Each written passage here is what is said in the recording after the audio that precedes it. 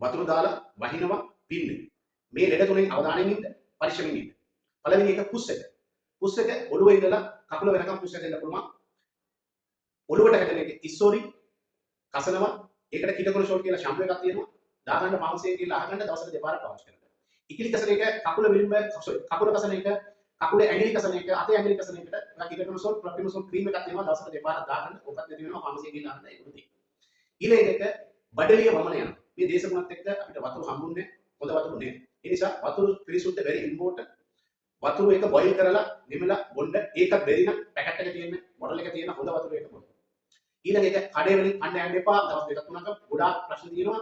සුද්ධ බන්ධනය වතුර දාලා පිඟාන හොදන එක ප්‍රශ්න තියෙනවා. ක්ලීන් කරන එක ප්‍රශ්න තියෙනවා. ඒ නිසා විස බීජ එන්න පුළුවන්. ගෙදර පුළුවන් තරම් ගෙදර උයලා නැත්තම් තියෙන තැන උයලාම ෆ්‍රෙෂ් කෑම ගන්න. ඒක මුණ කෑම වල ෆ්‍රෙෂ් කෑම ගන්න. ඒක අවුලක් නැහැ. ඊළඟ එක එහෙමත් ආවොත් බඩේ යවන්න. අනිවාර්යෙන් ජීවනීයක බොන්න ડોක්ටර් හම්බ වෙනකන් දවසක් යනකම් ડોක්ටර් හම්බ වෙනකන් ඉන්න එපා. බඩේ යවන්න පටන් ගත්තම ඔයාලා ජීවනීය බොන්න. මගේ ජීවනීය සම්බන්ධ ස්පෙෂල් වීඩියෝස් තියෙනවා. ඒක බලන්න ඒ විදියට ප්‍රමාණ විදියට එක එකනාට ප්‍රමාණ තියෙනවා. යන ප්‍රමාණයට ජීවනීය වෙනස් වෙනවා. ඒක බලලා බොන්න ඒක හරියනවා. ඊළඟ කෙස්ස හැඹිරිසාව උණ.